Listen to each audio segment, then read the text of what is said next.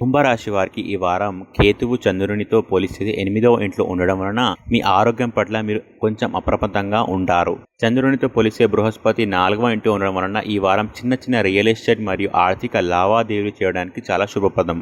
ఈ వారం మొత్తం మీకు చాలా నేర్పుతుంది కావున చాలా జాగ్రత్తగా ఉండాలి. మీరు సినిమా మరియు వెబ్ సిరీస్ను ఈ రోజు మీ కుటుంబంతో కలిసి ఆస్వాదిస్తారు. ప్రజలు మిమ్మల్ని చాలా ప్రశంసిస్తారు. ఈ వారం మీ జీవిత భాగస్వామి పట్ల మీకున్న ప్రేమ గాఢంగా మారుతుంది. దీని కారణంగా మీరు అంతర్గత ఆనందాన్ని అనుభవిస్తారు. ఉద్యోగం మరియు వ్యాపారంలో స్థిరత్వం ఉంటుంది. మీరు ముఖ్యమైన తక్షణ నిర్ణయాలు తీసుకోవచ్చు.